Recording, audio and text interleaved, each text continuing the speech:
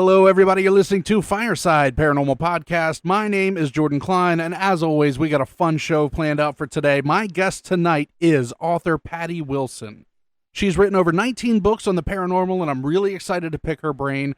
But before we get to her, let's do a few announcements. Spooky season doesn't last just a month. Shop Wicked Cat clothing year-round to get your horror, paranormal, spooky, and Halloween apparel. Go to wickedcatclothing.com. Shop apparel and accessories now and save 30% off with the code FIRESIDE30. We're also trying out this new partnership with Newsly. Newsly is an audio app for iOS and Android. It picks up web articles about the most trending topics on the web at any given moment and reads them to you in a natural human voice. For the first time in the history of the internet, the entire web becomes listenable. Browse articles from topics you choose and start playing. Stop scrolling, start listening. You can follow any topic as specific as you'd like, from sports, science, to Bitcoin, or even the Kardashians. It'll find you the latest articles and read them to you aloud. They also have podcasts, so explore trending podcasts from over 50 countries. My show, Fireside Paranormal Podcast, is there too. Download and use Newsly for free now from www.newsly.me or from the link in the description, and use promo code FIRESIDE where the eyes are ones. I'll also put that in the description, and you receive 1 month free premium subscriptions. I also want to give out a plug for American Paranormal Magazine. Go to paranormalzine.com. They're actually doing a voting that lasts until November to vote for the #1 paranormal researcher of the year. Now, it's not only research groups, individuals, but also authors and podcasters. So, if you find it in your heart to put Jordan Cline with Fireside Paranormal Podcast in the ballot, I would appreciate that greatly. I also want to give a quick shout out to Kristen with the Paranorm Girl podcast. I believe she is going to be a featured podcaster in an upcoming issue of American Paranormal Magazine, so we'll keep an eye out for that one. Make sure you go and subscribe to that podcast. She's a lot of fun and has more of a open-minded, skeptical kind of feel with her research, so definitely check that out. Today's featured story comes in from Brian Clary. He is with SRI. He's also a past guest of Fireside, so take it away, Brian. This is Brian Clary from Spectral Research and Investigation out of Huntington. We just recently did a investigation of the Glen Ferris Inn in Glen Ferris, West Virginia, just outside of Kanawha Falls and the Gauley Bridge area. What kind of stories we had, some of the things that we had happen while we were there included, the stories from the owners were of a gentleman known as the Colonel, who has been seen numerous times on the location. It's been seen in bedrooms and stuff like that, that he will wake up people and he'll walk through doors and stuff like that. There's also stories that the Colonel will get insulted in some way by the F word being used in his kitchen in the facility and break plates and things like that nature. So when we did our investigation there not that long ago, we did some stuff like that. We never had any plates broken or anything like that. But we did have some incidents happen with blinds being opened. We had a situation where we had one of our pieces of equipment tell us to actually go upstairs. And we did. And I went up to our bedroom area that we were in. And the blinds were pulled back like a little child had actually been looking out the window. And as we came into the room, the blinds actually kind of dropped to the center like something had been looking out and had moved. We also had a piece of equipment on one of our pieces of equipment that we use hanging on our neck. And there's been reports in the facility of people having necklaces and things like that being pulled. Well, one of the things that we did have happen was one of our members had a piece of equipment hanging on their neck and had it pulled like somebody had pulled on it and then dropped it against their chest. So we had some decent things happening at that place. And that's a very, that's kind of a new place for paranormal in the state of West Virginia. They've only recently started, their new ownership has kind of started trying to market. And one of the things that we had approached them was to do paranormal investigation there. And they jumped right at it, and we had a very good time. So if you were in the area, visit Glen Ferris Inn in Glen Ferris, West Virginia. Thank you so much, Brian. And if you want your story to be one of our featured stories, make sure you email me at firesideparanormalpodcast@gmail.com. You can either write your story or record it and send it in, and we'll make sure it gets on the show. All right, I want to get to my guest. Join me by the fire as we welcome author Patty Wilson. She has written 19 books on the paranormal. She's been studying the paranormal for over 30 years. Patty, you with us? I am. Thank you for having me. Thank you for coming on. I was actually gifted one of your books for Christmas. It was Haunted West Virginia. I enjoyed writing that book.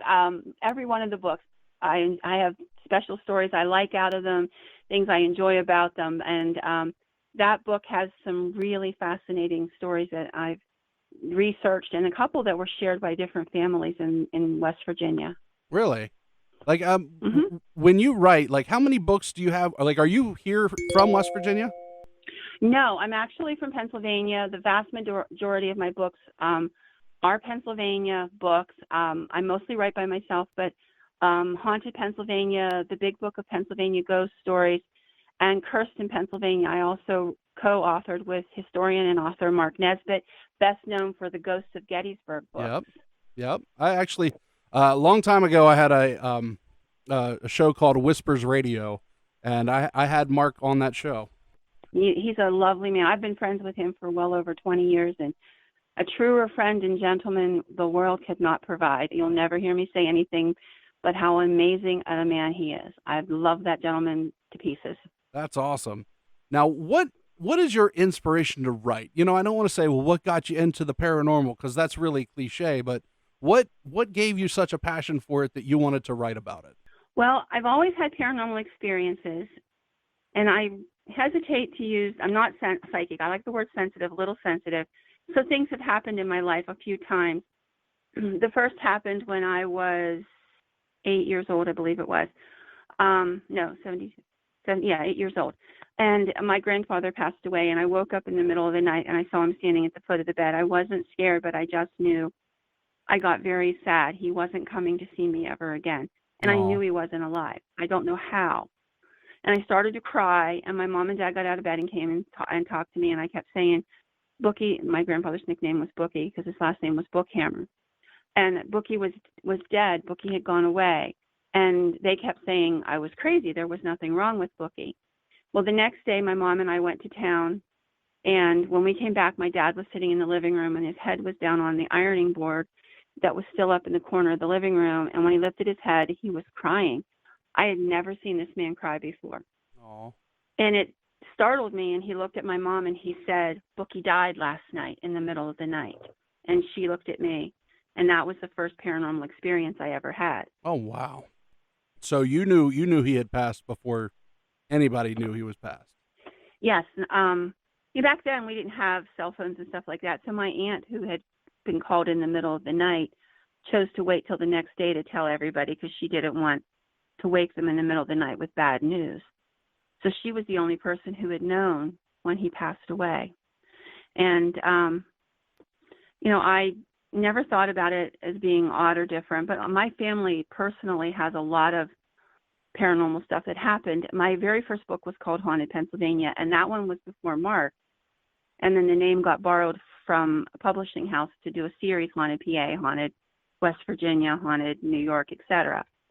And so the first book, the absolute first book, actually has a lot of family stories in it. Oh, wow. And then we branched out from there. I was pregnant with my second son.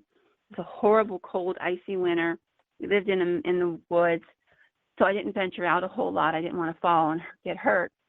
And I sat down and started writing the stories. But I've always known I wanted to be a writer. I started telling my mom when I was like 7, and by the time I was 12, I had found the books of a gentleman by the name of Elliot O'Donnell, who was a third-generation ghost hunter in Ireland and England.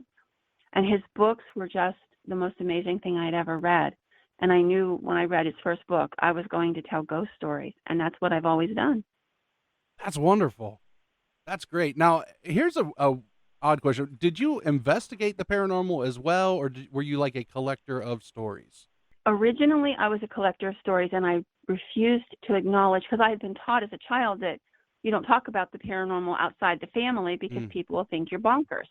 So I was a collector of stories. And then my first book came out, and there was the obligatory, influx of letters. Back then, there were not very many ghost books, so people were excited. One lady took a copy of the book and corrected the editor because she didn't think the punctuation was good.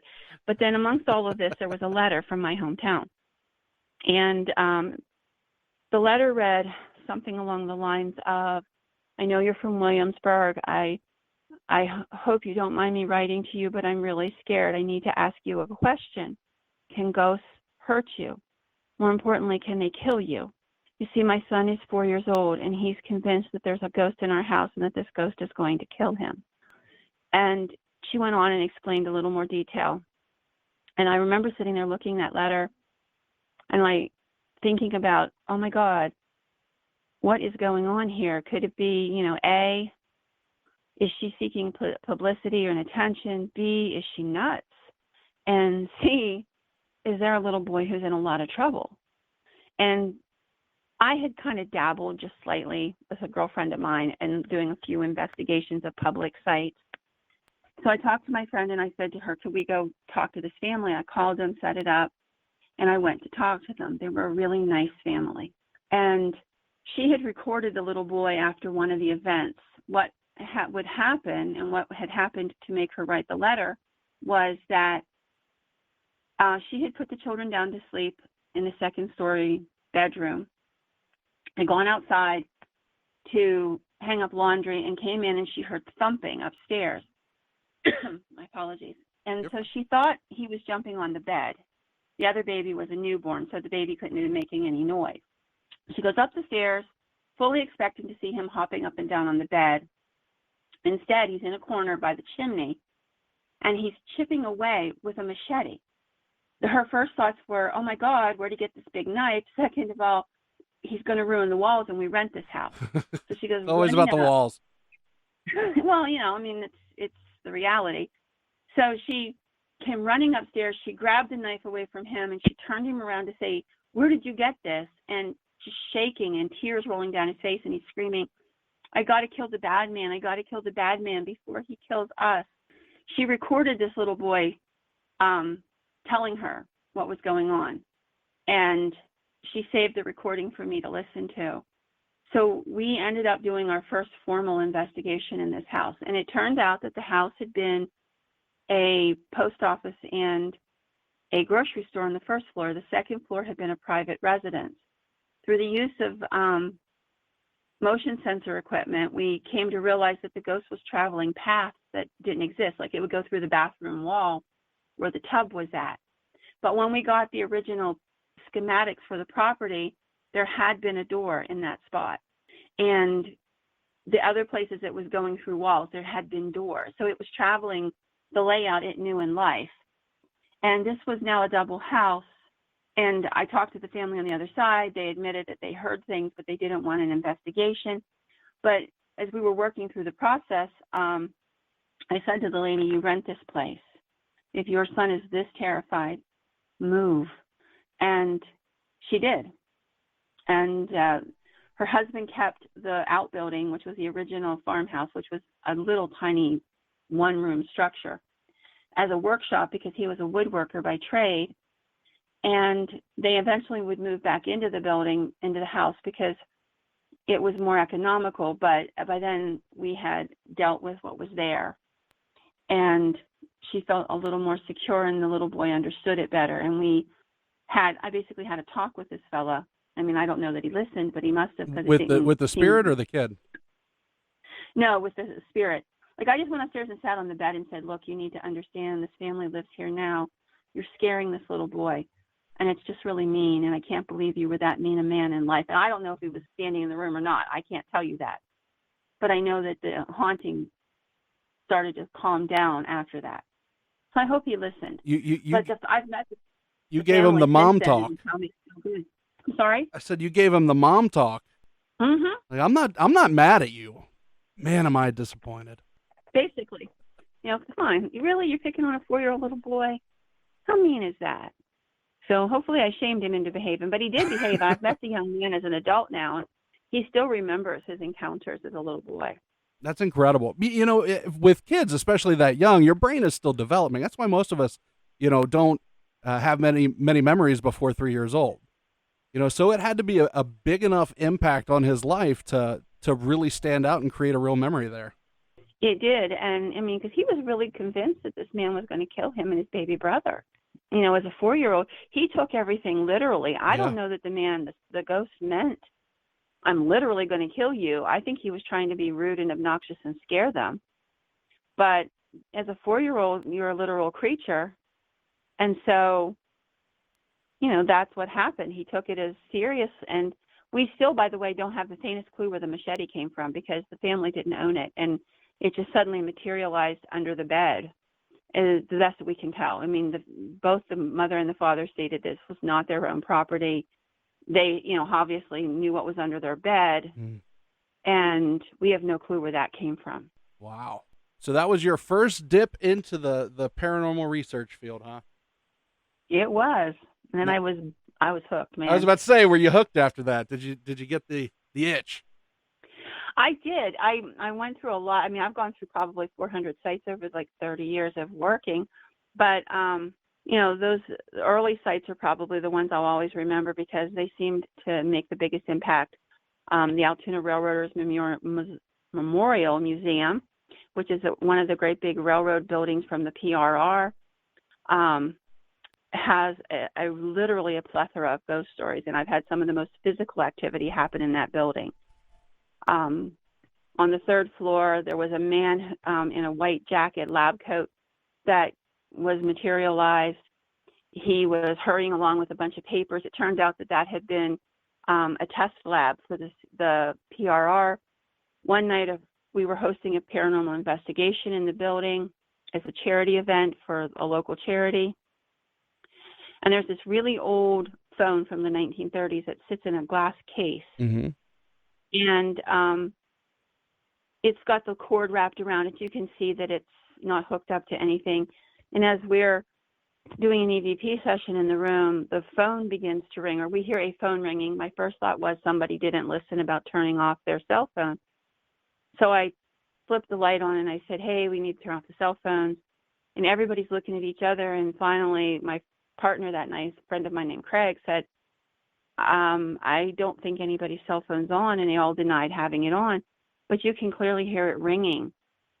And when I heard it, it sounded like it was coming from the glass case, but you have to be a skeptic, so that was the first thing we had to check. So we checked all the phones, and none of them were on.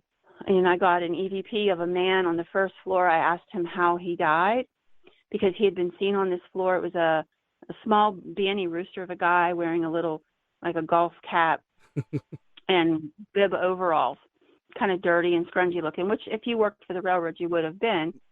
He's been sighted in the elevator. And so I went to the 1st floor. There's a huge mural that's an old photograph, and he was identified by people who have seen him as one of the guys in that picture. Oh, wow. And I stood there and I said, so I wanted to talk to you, and I asked some questions, and one of the questions was, how did you die? And you clearly hear Class A EVP, steam burned, Lord, it hurt.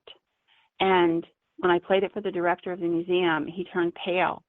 And he said on the 1st floor, that was the triage for the Altoona hospital. Ooh. So if you were injured, and railroad injuries are huge and horrible, they're like fingers lopped off and steam burns and stuff, that they would try to get you in that room, in that building, in that section, get you bandaged up, and then ship you to the local hospital, which would have been the Altoona hospital back then. Let me ask this, like, when you're getting into these, no, this is how I want to ask it. Do you feel like your stories are coming from the investigations that you're doing, or are you investigating cases of current hauntings? Like, is that making sense? I think so. So most of the stories are not cases. A lot of my cases are private homes, and I haven't told them yet. I'm saving them up so that when I get old and cranky and I can't go ghost hunting anymore, I'll tell all those stories in a book. So you don't really write about the investigations that you do? A few of them. In Haunted Pennsylvania with Mark and the Big Book, there's a couple stories, but the vast majority of them are private homes, and I don't write a lot of them. There's, like I said, I have something called the Red Books, which are like these red journals that I write in.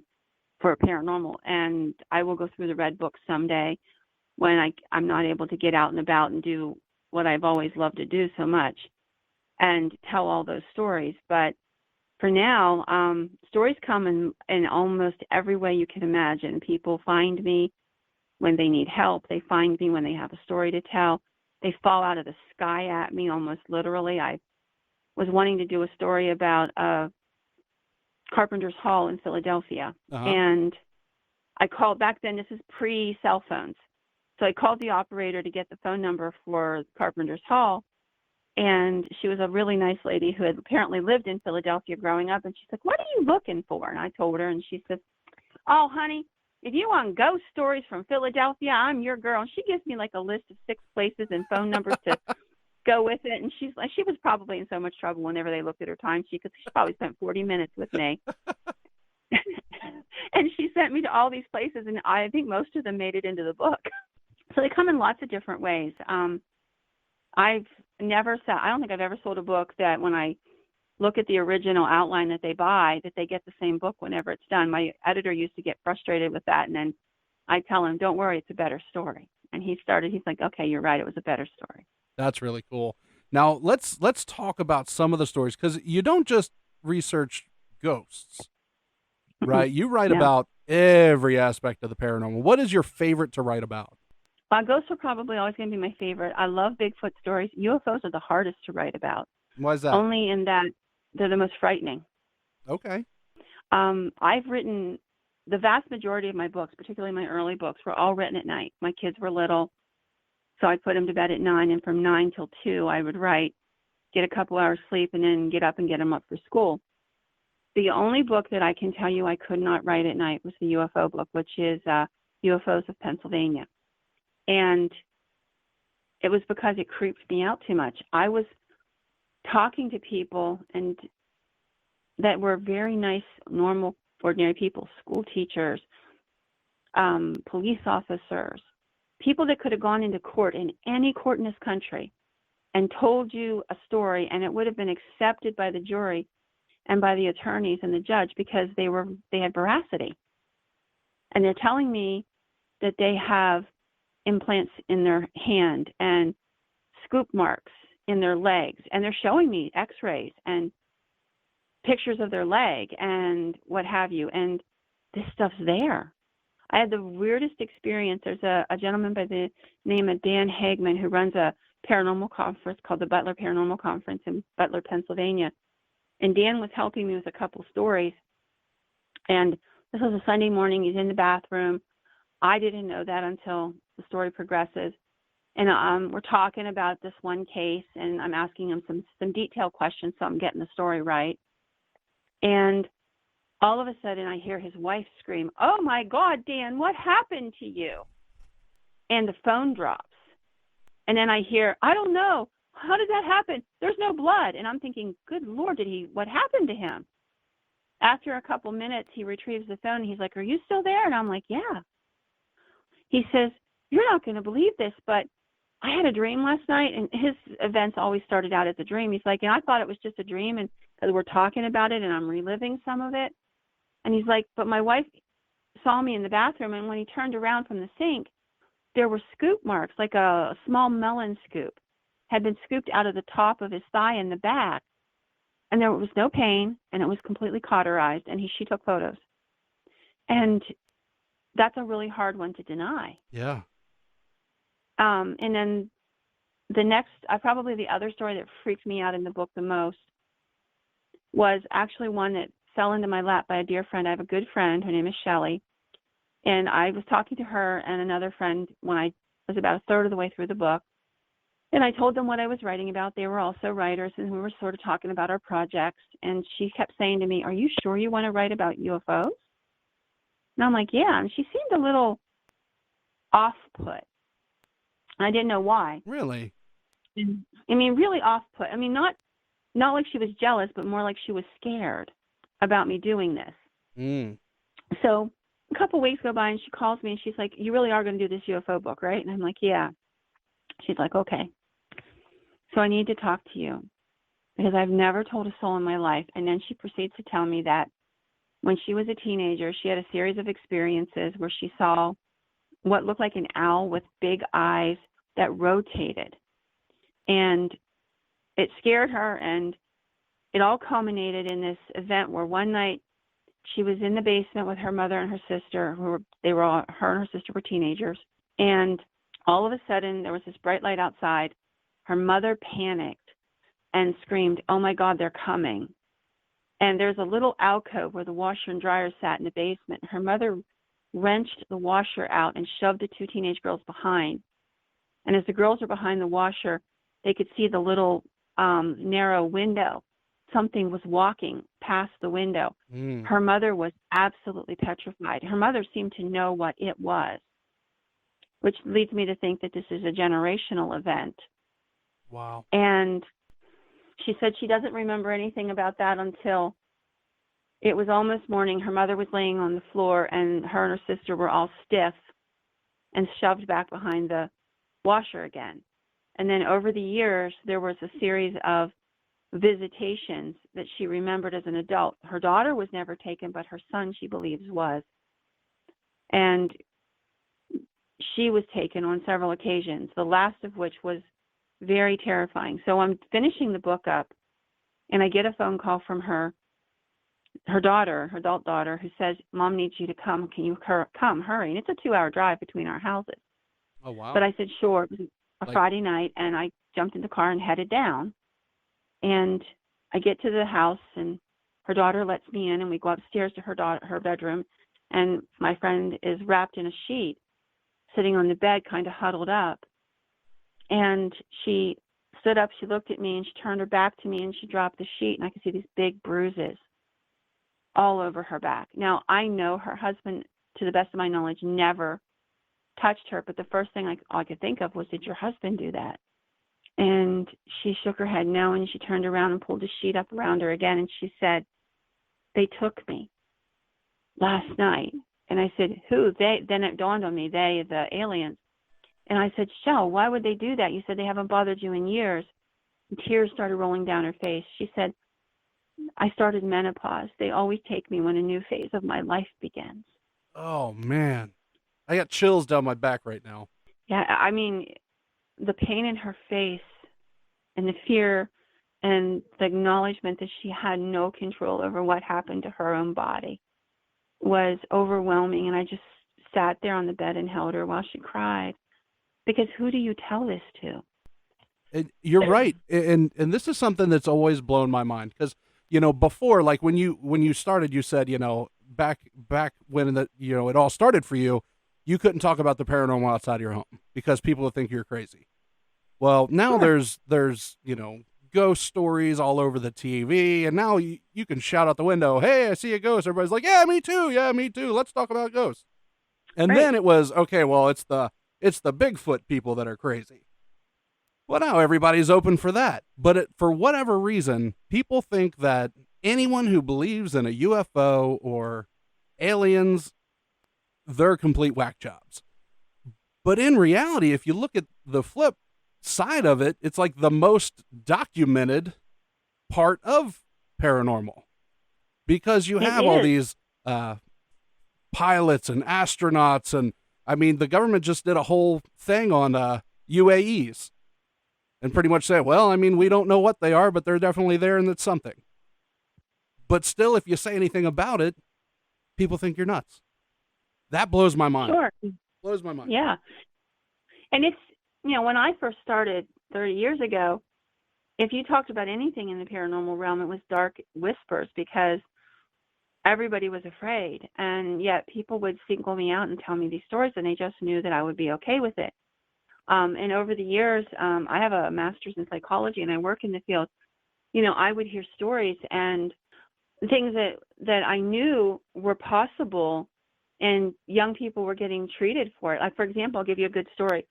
So I had a young man who was in his early 20s, and he came in and he kept saying that he would see a man looking at him from inside his wall in his bedroom in this apartment building. This is a Section 8 apartment building.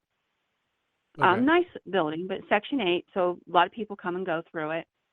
And he would see the guy, and he would reach out of the wall and try to touch him, and it freaked him out really bad. due to that, his mother, who lived in the same house with him, the same apartment, had brought him in for treatment thinking he was having a mental breakdown. And I was one of his counselors, and then his therapist was also in the same building with me, and we were friends. And after he had his first therapy appointment, the therapist came over and he said, I want you to look at something. And he handed me a kind of battered manila folder, and I pulled it open and I started reading, and it was, I'll give you an apartment 139 in the such and such building. And then there was this account of a young man seeing a figure of a man in the wall in the secondary bedroom of a 2-bedroom apartment. And I looked at him and I said, is this boy's account? And he said, look at the date. And I flipped it to the next page, and there's a cover sheet that he had tucked in the back instead of on the front. And it was 10 years ago. Same apartment, same story, 2 different people. So would you say that is residual? Very possibly. Although this thing seemed to be cognizant, it was actually reaching out for these young men. Why, I don't know. And I don't know how many people might have had experiences in this building and never spoke about it. Oh, yeah, there's that too. There's a lot of folks that just won't talk about it. Sure. I do a lot of expos here recently. I started hitting these conferences, setting up a table and just recording folks. And you would be surprised how many people sit down. Well, I don't really have a story. I don't have any experiences. And then when they sit down and start talking, it's some of the most like in your face, smack in the face paranormal experience you could have. So I do a lot of those things as well. And I always have to grin when somebody starts out with, well, I know you're going to think I'm crazy, but. Yep. And then as soon as I hear those words, I'm like, a good story is about to be heard. So share with us some of these other stories. Like what, let's touch on some West Virginia, because I know we talked before about maybe branching off. On the back of your book, The Haunted West Virginia, there is a little blurb here that says, a pretty blonde hitchhiker who died crossing a washed out bridge. Yeah, that's one of those hitchhiker stories. That's one of the ones that are just really common. But I would like to tell you a story from the book if I could. Yeah. And this story actually came from a person that I knew.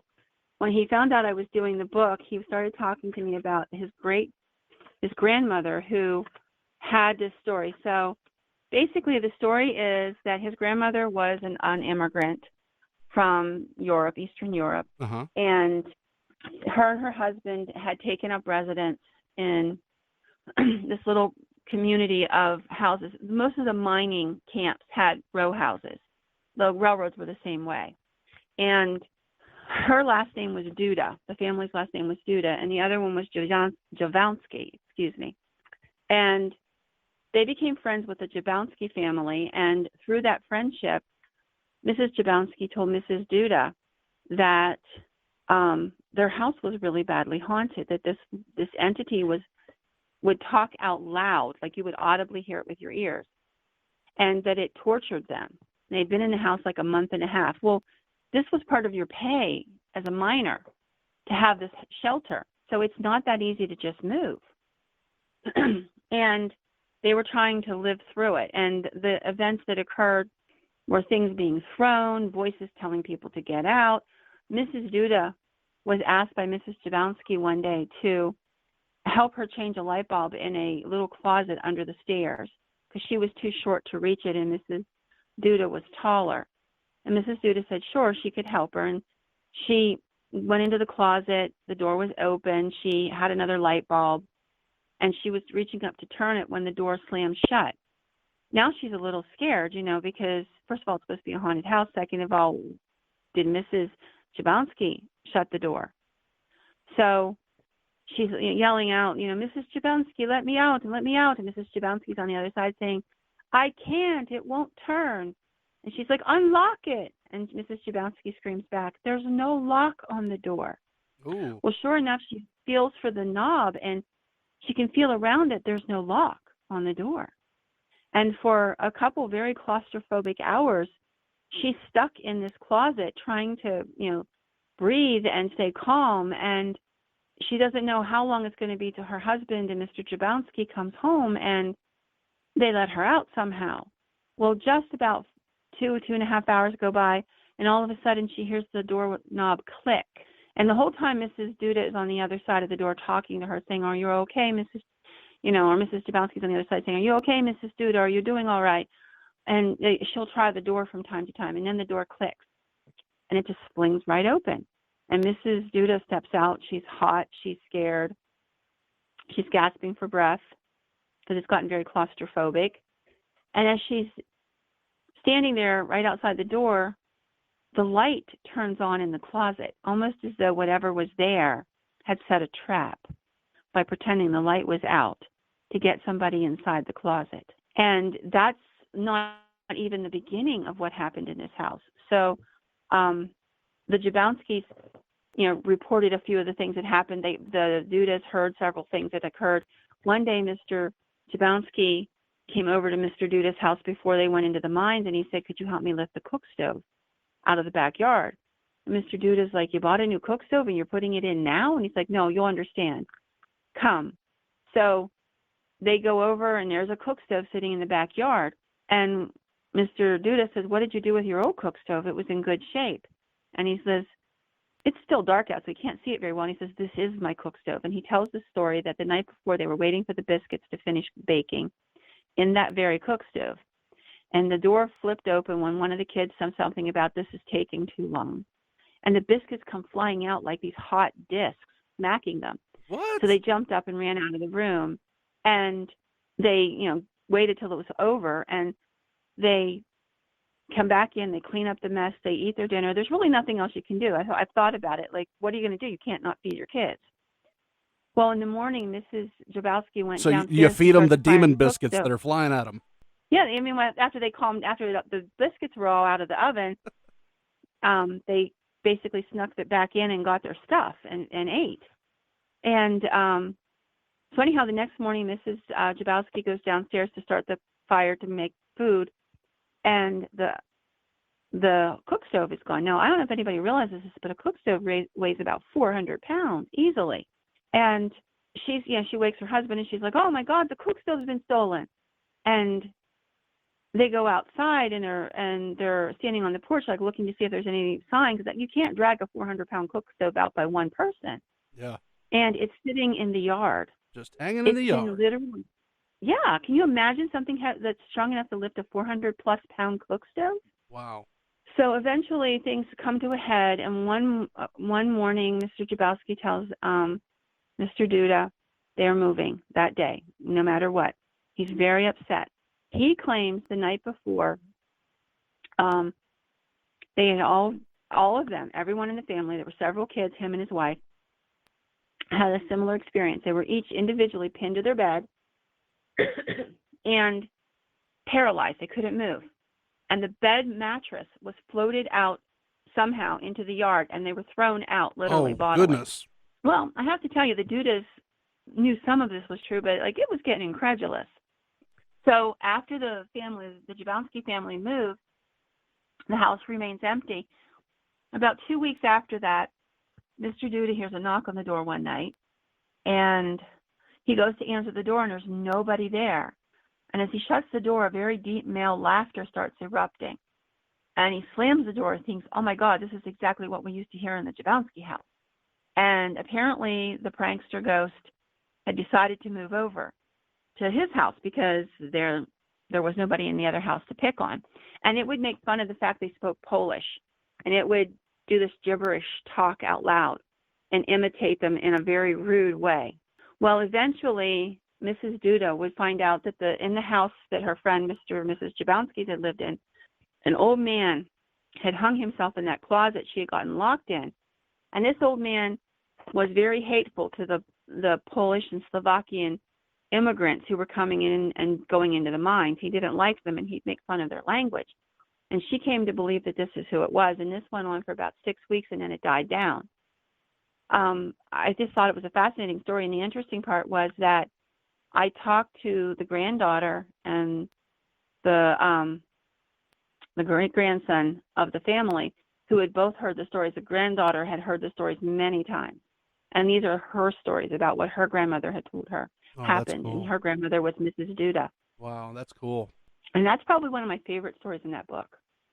Yeah, that's really neat. I mean, it's almost like the movie Poltergeist, where they're like flying up and stuck to the bed, and it's not a normal haunting. It's a fascinating story, and and the interesting part to me is that it predates all the media. Yeah. Now, what year was this supposed to have taken place at? This would have been in like the 1930s. 1930s. Yeah. And I will tell you another story. Okay. This is from the Haunted Pennsylvania, and this is one of my favorite stories from that book, in large part because I actually got to meet one of the characters. Oh, that's cool. Yes. So there was this young gentleman by the name of Reuben Rock, and his intended name was Luella Dively. And when World War II broke out, which would have been early 1940s, like a lot of young men, he was very patriotic, and he signed up to go fight the Kaiser kind of deal, And he was sent to South Africa, which would have been where Rommel and the tank divisions were at. He was gassed with mustard gas, subsequently was sent home. His lungs were burned, and he was in very bad shape. He had married Luella just before leaving and had built the shell of a house, just the outside walls. When he came home, he tried to finish the house, and he only managed to finish one room before the scarred lungs caused him to collapse. And he was very angry. He believed that the military sent him into a situation that they did not have to send him into, and basically fed him into a meat grinder and allowed him to get gassed and die. Whoa. And he was a dead man walking. He really believed that. So much so that he made Luella promise him if he died, she would not bury him in his uniform. And she made that vow, and they both knew he was dying slowly. A few months later, he passed away. Now, they were dirt poor, barely 2 cents to rub together. He couldn't work. She took in a little laundry and sewing, but not enough to keep body and soul together. Family basically is what kept them fed. So after he died, she tried to scrape the money together for a funeral, and she couldn't. Well, the local VFW came, and they said, Luella, he's a hero. We'll bury him and pay all the expenses, but you have to bury him in his uniform. Luella tried everything not to break this promise, but in the end, she didn't have a choice. She had no money. Yeah. And she had to bury Reuben somehow. So she said yes, and she buried him. So that night after the funeral, she and her sister went back to the little cottage that he had started building. And this would be the first of many nights of Reuben torturing them. He would stomp on the roof, and they would see his face looking in the window. And he would walk on the upstairs of the little cottage, but there was no floors upstairs, so there was nothing to walk on, but it sounded like he was stomping on boards. So the two young girls fled to their mom's house, and the next day her brother went over and stayed with her, and he reported the same things happening. And as this progressed, Luella got thinner and thinner and paler, and finally her mother came over and gathered her up and said, enough, we're coming home, we're done. Well, at home she tells her mom about this little tin box that Reuben had brought home with him, and from South Africa. He had made friends with some of the natives and talked to some of the magicians and what have you from different tribes, and he had this little thing of feathers, which we would call fetish today, and a couple other little bricky-brack things that he had brought home with him. And her mother was like, we need that box. So she sent her son over to get the box where Luella said it was hidden. And she brought it back. And now this is from the newspaper accounts. Okay. So this is not hearsay. There was actually newspaper accounts of what happened. So there's a picture of Luella attached to that fetish. And her mother pulls Luella's picture off the fetish, opens the cook stove, and shoves the fetish in and burns it. She turns around and she throws the photograph onto the table. Everybody present in the room would testify to the reporter that the picture crawled and undulated up and down across the table away from the fire. Oh. And Luella was still wasting away, getting thinner and thinner. So there was a gentleman by the name of Mr. Ferguson. He was a powwow doctor. So he's half minister, half powwow doctor. Is that like a Native American doctor? More like Pennsylvania German have what they call Brockers, which are powwow doctors. And so he's a little bit of German culture, a little Christian, weaving it all together. And his name was Mr. Ferguson. He was well known in the area. He preached tent revivals and what have you. And the mother contacted Mr. Ferguson, begging for help for her daughter because her daughter's still wasting away. She's very thin. And Mr. Ferguson made the horse and buggy trip over. This is, like I said, early 1940s. Not everybody this is a very rural area, but not everybody had cars yet. And he listened to the family and he said, I know what to do. Don't worry, Luella, it'll all be well. So one cold, frosty morning, a couple of days later, the local sheriff, and Luella's brothers and father met at the cemetery, and they dug up Reuben's grave. They laid him out on this white sheet that was salted, salt poured over it. Mr. Ferguson took the clothing, the uniform, off of Reuben, wrapped him in what we would call the winding sheet, and reburied him. And he burned the clothes. After that, Luella began to put on weight. All the craziness ended. Reuben wasn't seen anymore, and it was over. And during the course of this, there was a newspaper called the Altoona Tribune that began reporting on it whenever they started hearing these stories, and they actually interviewed the family and Mr. Ferguson several times. And based on that, as well as other eyewitness accounts, I put together the story. One day, I'm over in a place called Roaring Spring, which is about, 15 miles as a crow flies from where this happened. And I'm talking to this very nice lady, and she says to me, she's an older woman in her, her 70s, or late 70s, early 80s, something like that.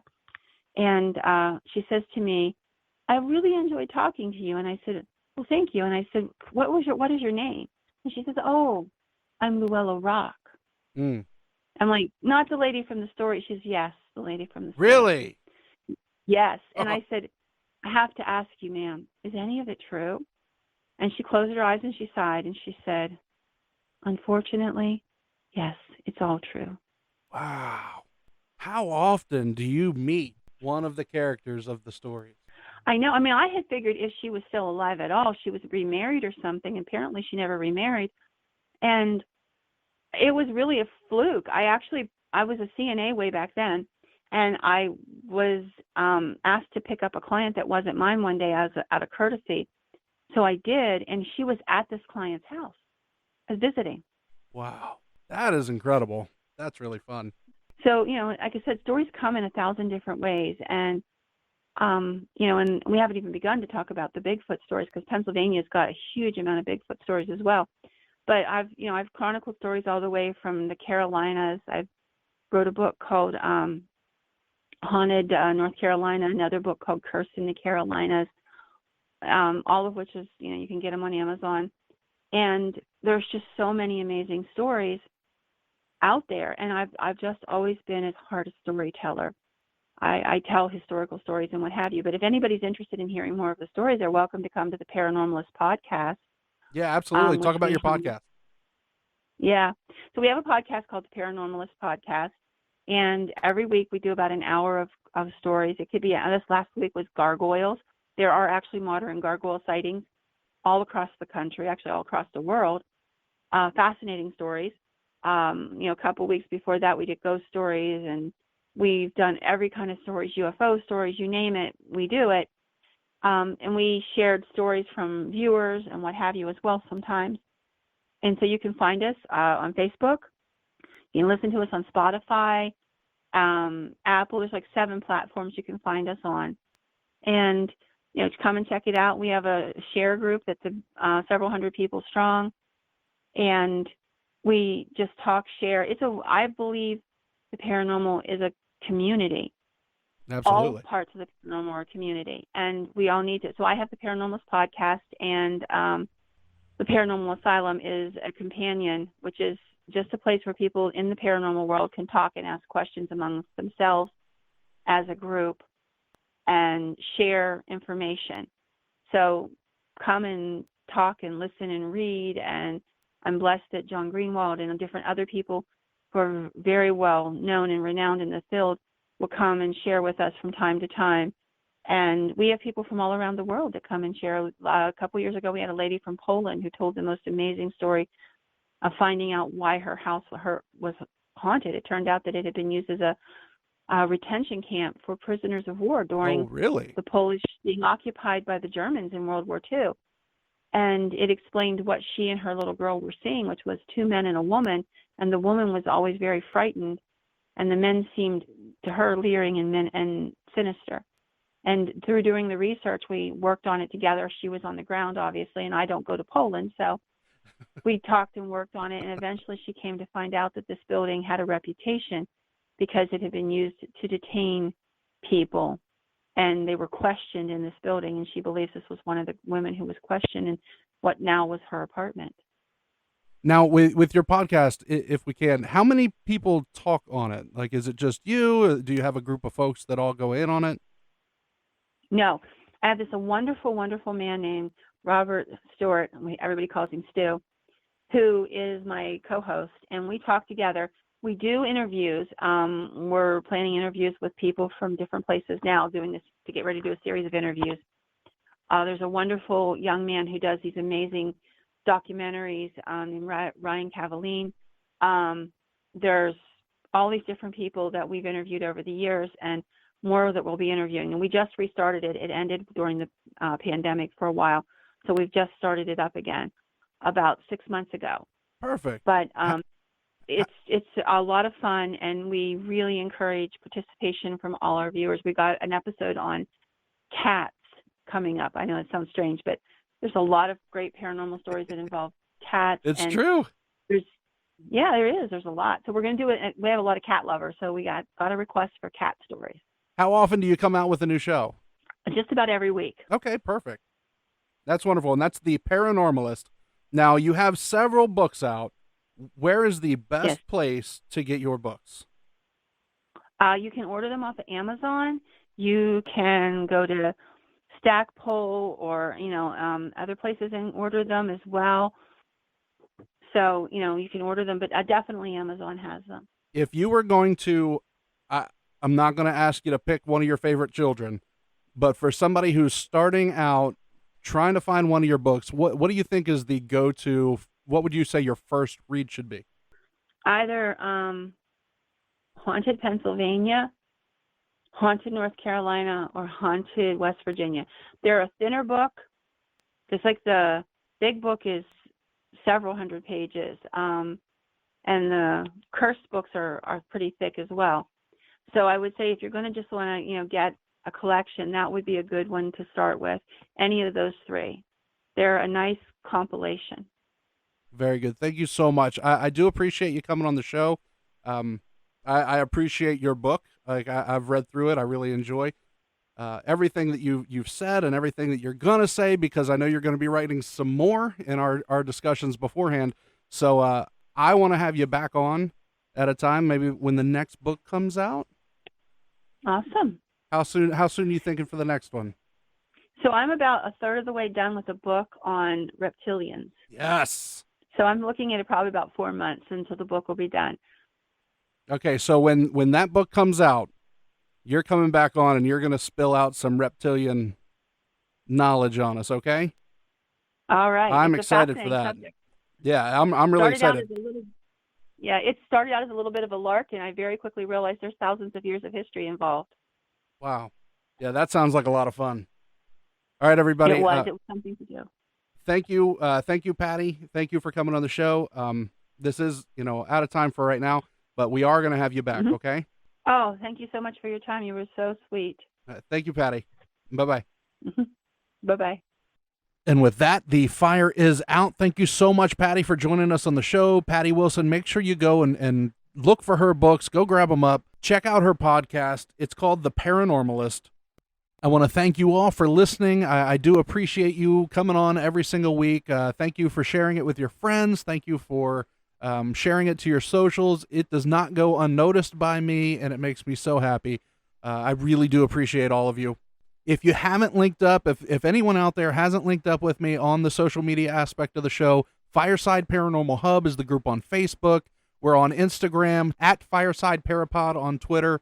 That's been a lot of fun, getting to meet some new folks, and also found some new guests for the show that way too, which is really neat. I also got a TikTok going on, throwing some show clips on there, some behind the scenes kind of stuff. I've made some goofy videos for my wife on there, so there's another way to connect with me. FiresideParanormal.com is the website. Make sure to get all your sweet Fireside merch. Just recently put 2 new designs out there.